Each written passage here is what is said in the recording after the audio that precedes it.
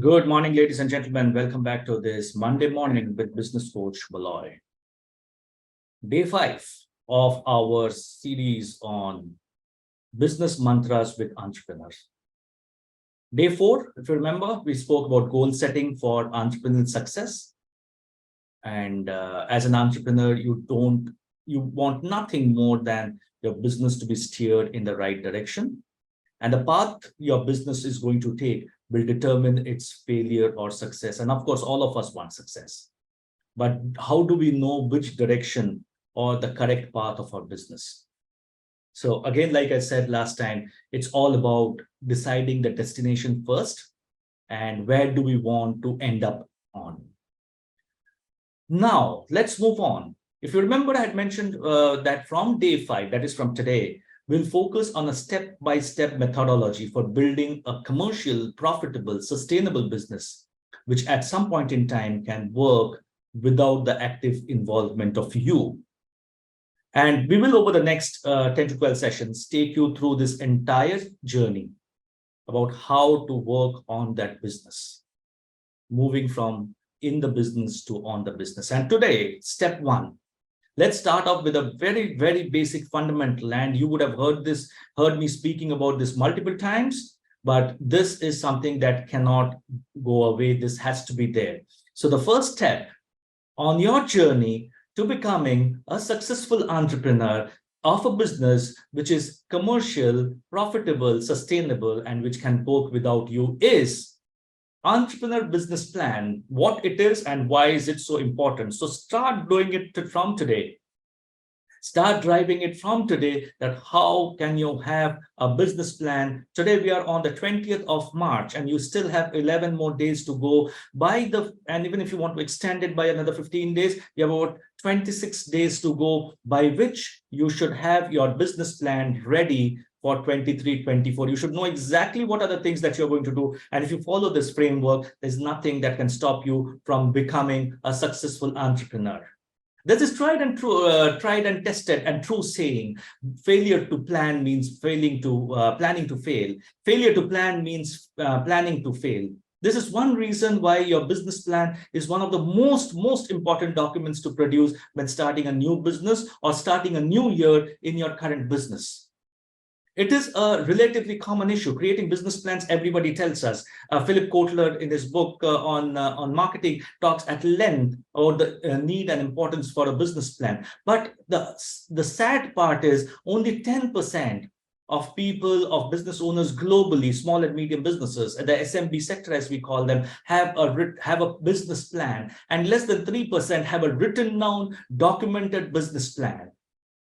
If you don't do this, there's a high probability that your business won't survive more than 5-6 years, or you will continue to survive and not grow as one of the businesses that people look up to. So what is a business plan? A business plan should describe every aspect of your business, from the product or service you offer to your finances, management, and marketing plans. It is meant primarily to not only tell you, but to all your potential stakeholders, lenders, investors, suppliers, employees, about the goals of your business and how you want to achieve them. This is a document that is very, very important for your employees, because they need to see the vision of a business owner. With all due respects to most of the business owners out there who are watching this program, you are still not a brand. You want to become a brand where people would want to come and associate with you. At this point in time, people are coming to an organization which is not known. They can't flaunt that organization. But they need to see that vision in the business owner to be able to come and work for you, so that they can look at you as a career opportunity and not as a step-up ladder till they find the next job. And that is commonly happening with all my clients around me, that people are leaving in 6, 7, 9, 12 months because they have that next big thing coming up where they can go and work for a so-called brand. A business plan should be changeable. While it is a structured document, it cannot be a very rigid document. It should be a continuously growing document. You won't simply create it and put it aside and never look at it again.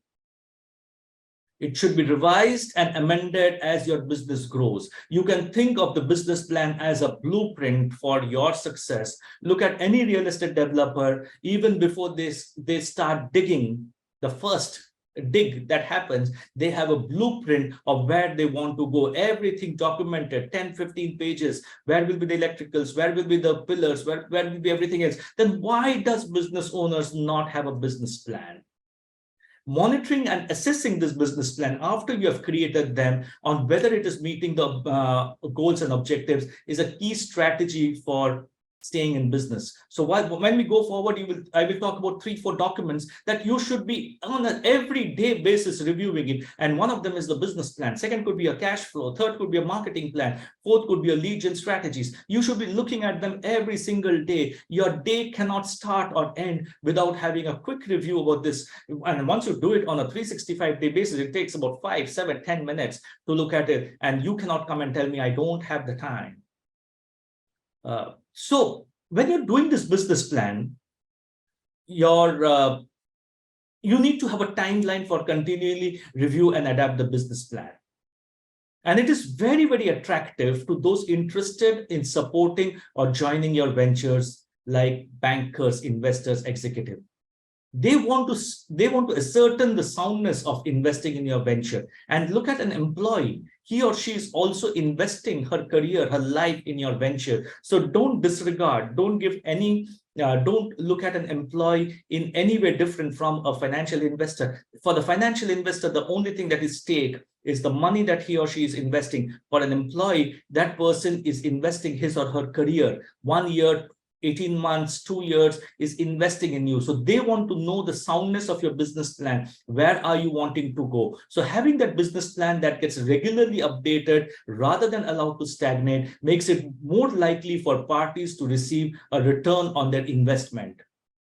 Smart regular business planning shows that you know how to analyze and evaluate the progress of your business. Life is not a straight line. And life will never be a straight line. You will have ups and downs. Like Brian Tracy keeps on saying, there are only 3 phases of business. Either you are in a crisis, or you're getting into a crisis, or you're exiting a crisis. And what stage of the world that we live in today will have an impact on your business. And you should be able to prioritize and reallocate your limited resources if you want to hit the target. Writing an entrepreneur business plan can help you really think deeply about your business, the strategic steps that you would want to achieve, you want to take to achieve your goals. I met a very young individual in Calcutta the other day, and he's flooded with ideas. But the problem with him is he says, sir, I can't sell. I get tongue-tied when I'm going to sell. Now look at the most important element in an entrepreneur is missing in him. So unless he makes that shift, then none of the business plan that he writes down, and he may create a fantastic business plan, but none of those business plans would ever crystallize into outcomes because he is never going to achieve those goals. So what are the elements of a business plan? 7 elements of a business plan. First, your summary. An entrepreneur business plan executive summary highlights the key points about your business, including product, service, mission, leadership team, location, and other information. It should highlight to you about your purpose, about the why of your business. What problem are you going to solve, and how are you going to address them on a continuous basis? Because it gives an overview of the entire plan. Many of the clients that I work with, they write this executive summary at the last after they have written the next 6 steps. If you plan to invest, if you plan to raise investment for funding or from a private investor, you should have the financial information and growth plans also plugged into this executive plan. People are going to read an executive summary before they read the rest of the document. So please ensure this is exciting and realistic. If it's just air and just gas, then people are not going to turn the pages to probably the more important elements of your business. The second piece, your company description. You should get into detail about the need your business fills and who will benefit from that solution. You're not there to sell a product or service. You're there to sell a solution. And people will pay only if they get the benefit out of that solution. But are you clear? Are you able to articulate the problem and the solution that your business solves? This is where your strengths should be listed, such an expertise in the field, a great location, a revolutionary product. It could be anything. Remember to be specific and clearly define the market your business will target. We're talking to yesterday somebody who was in the healthcare domain, and we said there has to be two sets of products, one which are your brand builders, and the second, your cash cows.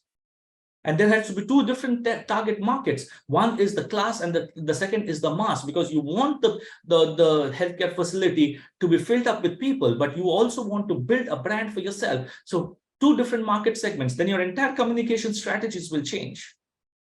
Which leads us to the third segment, your market analysis. We realize that, again, for that same client, if we have to do X number of procedures, for example, what's the size of the market? And how do you do it? So this market analysis requires a significant amount of research. It must show a detailed understanding of you about your market, the trends and the outlook. You should also in this place include additional information like target market and competitors. Think about what other businesses in the industry are doing well and how you can find a profitable place in that market. So once you have done your executive summary, your product, your market, your customers, now look at the organization and the team. Your business plan should explain in detail the legal structure of your business. Is it a LLP? Is it a private limited company? Is it a proprietorship? It's a partnership, because very different businesses will have different connotations. And like an investor, a PE or a VC investor would not be keen on coming into your business if you are a partnership or a proprietorship driven, because there's no equity. So you have to think through in the long run that how do you want to structure that business? One of the easier way of investment today is equity, dilution of equity, if your cash flows needs that funding. So if you're going to dilute your equity, your organization structuring has to be very, very clear. You should create an organization chart so that readers of the business plan can clearly see who oversees each area of the organization. I also insist with all my clients that they should have a one-year forward organization structure. Because if you're wanting to grow from X to Y, the organization structure that is delivering X, is it good enough to deliver Y? If not, what is the kind of hiring that you will need to do? Moving ahead, number 5 is your sales and marketing. And this is where you would want to communicate to your target audience your ability to go and generate revenue. Include all the marketing strategies you plan to use, such as social media, direct mail marketing, telecalling, cold calling, calling, anything that you would want to use. You should also explain how is the sales transacted. If you want to read a book, go and read the book, Moments of Truth, the moments of misery and moments of pleasure for a client. If when the client is working or a prospect is working through the journey of buying, wanting to buy from you, what is that customer's journey? What is it? How is the sales network? How is the online going to be? What's a brick and mortar store? Is it on phone? Is there a distribution channel? Is there a wholesale retail model? What is the model of selling? It's a good idea to provide information about how you want to track the performance of your marketing and sales activities, so that you can know where the rupee is being spent the best, and how are you ready to keep on shifting the needle into working towards something that works, that is more effective and productive. Number 6, funding. All businesses would require cash infusion at the initial period of the business. It's a given. 3 to 5 years, you will need to find the money. And as a business owner, it's important for you to have visibility of this funding and to be able to identify potential sources of funding. If you're not able to do that initially, you will always struggle. You may not need the cash. You may not need all the cash at one point in time, but what are the opportunities? Small and micro business owners who don't have a history of running a business, at some point in time, they will have to look at either bootstrapping, crowdfunding, or you'll have to look at a PEB investor coming into play. But when your business is not very robust at the initial stages, you will have to mentally be ready for a higher dilution or be able to raise that kind of funding. Otherwise, you will always keep on hitting the low ceiling that you have set for yourself. Your documentation, your business plan should clearly elaborate where your funding from the potential investor would be used. Is it on capex? Is it on opex? Is it on what is the requirement of the funding? Raising funding could be relatively easy if you have very clear goals set up for yourself in your business plan, that this is where the next 5 years would be looking like. You should always, in your business plan, you should also give some kind of indication to your potential investor about his recovery of the debt or equity that is bringing into the business. To do all this, the number 7, which is the most critical element, is your financial projections. You should be able to project, if not for 5 years, at least for the next 1 to 2 years, your financial projections will have to be made. And be realistic. Even if you are looking at a loss, so be it. Have a loss, have allocation towards that loss. That loss is visible, and there should be a way of going out and raising the funding for that loss. So your financial projections, this number 7, should include forecasted income, balance sheets, cash flows, capital expenditure budgets. You should be conservative and realistic when making the projections. So something that I tell my clients, that always overestimate your expenses and underestimate your revenue, then you can't go wrong. You can only better that. Because whatever you need, whatever you do, you have to deliver those numbers end of the day. Business plans. So once we have looked at the 7 elements of the business plan document, and you can start working on them right away, because these 7 things will take time. It doesn't come easy. But once you have done one template, it becomes relatively easy year on year to keep on modifying that, because you have a template. Because business plans are important for sharing the vision of your business with your stakeholders. It can demonstrate that you have not just considered the results of starting a business, but you also have created a roadmap for achieving your goals from idea to execution. And this is most important. Do you have the roadmap? We at Beyond Red Ocean Consulting, today being India's premier business coaching company, we are helping business owners making their entrepreneurial journey a success. Reach out to us if you need more help in creating a business plan. We have a structured 3-month program helping business owners create a structured business plan and then giving it to them for execution. People who want to stay with us through the execution, they're welcome to stay. But there is a program for creating a business plan. Reach out to us to know more about it and how me and my team members can help you achieve your goals. We will show you step by step into achieving your entrepreneurial success. Keep writing to us. Thank you very much for everything for staying with us. We will continue to respond to everything that we do. If you're in Mumbai, please feel free to drop into our office. If you're in Kolkata, I'm in Kolkata every 15 days, and I spend about 8 to 9 days in Kolkata. Feel free to book an appointment with me just to have coffee and discuss more about your business, because we are as much keen on your success as you are. Till next Monday, same place, same time, with the next chapter of creating a business that is commercial, profitable, sustainable, and which can work without you. A very good morning and have a great week ahead. See you next Monday.